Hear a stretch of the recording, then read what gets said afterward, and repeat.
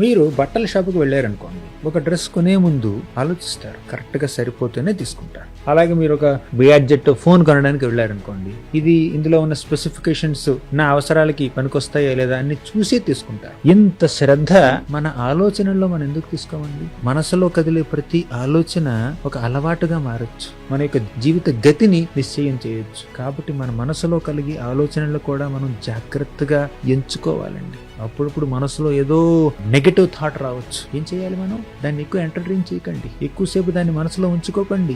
ఈ యొక్క ఆలోచనని, ఈ నెగటివ్ థాట్ ని వెంటనే త్రోసిపుచ్చండి. అలా చేయడం కొంచెం కష్టం కావచ్చు. వెంటనే వెళ్ళి ఎవరికైనా వ్యక్తపరచండి, దేని గురించి అయినా మాట్లాడడం ప్రారంభించండి, ఒక పుస్తకం తీసుకుని చదవండి. ఆ విధంగా మీ మనసుని మీరు మళ్లించలేదనుకోండి ఒక నెగటివ్ థాట్ నుంచి, ఆ చెడ్డ ఆలోచన మనసుని పూర్తిగా పాడు చేసి మన జీవిత గమ్యాన్ని ఇంకో రకంగా తీసుకెళ్ళిపోవచ్చు.